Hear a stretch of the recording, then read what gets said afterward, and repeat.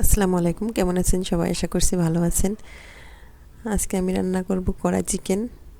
এই জন্য চুলায় একটা প্যান বসিয়ে দিয়েছি পর্যাপ্ত পরিমাণে রান্নার তেল।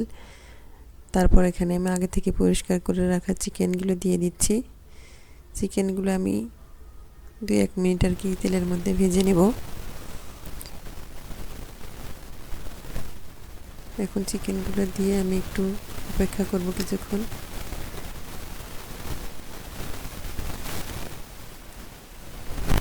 লেগে যাচ্ছিল প্যানে।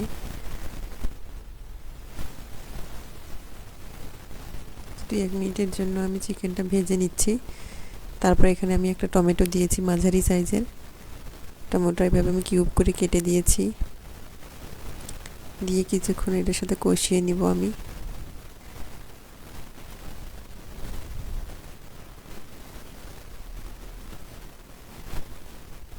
এখানে আমি একটু লবণ দিয়ে দিলাম, টমেটোটা সিদ্ধ হয়ে যাবে তাড়াতাড়ি। দিয়ে কিছুক্ষণ অপেক্ষা করব, টমেটোটা গলে যাওয়া পর্যন্ত ঢাকনা দিয়ে দিব কিছুক্ষণের জন্য। ঢাকনাটা খুলে আমি আবারও টমেটোগুলো গলায় দিচ্ছি।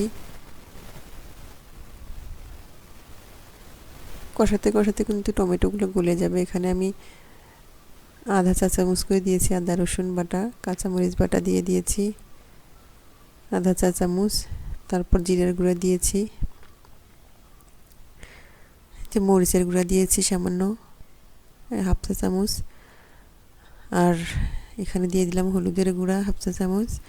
যেহেতু অল্প পরিমাণে এখানে মুরগি আমার, এই জন্য সব কিছু অল্প অল্প করে দিয়ে দিলাম। এই তো দেখেন কত সুন্দরভাবে টমেটোটা গলে গিয়েছে। এখন আমি সামান্য ধনিয়ার গুঁড়াও দিয়ে দিলাম। দিয়ে খুব ভালোভাবে আমি কষিয়ে নিয়েছি মাংসটা। এটাতে কোনো এক্সট্রা পানি আমি যোগ করব না, এই পানি দিয়ে আমার রান্নাটা হয়ে যাবে। এখানে 2 টেবিল চামচ আমি ফেটানো টক দই দিয়ে দিলাম। দিয়ে আবারও খুব সুন্দর করে মাংসের সাথে এটা মিশিয়ে নিব।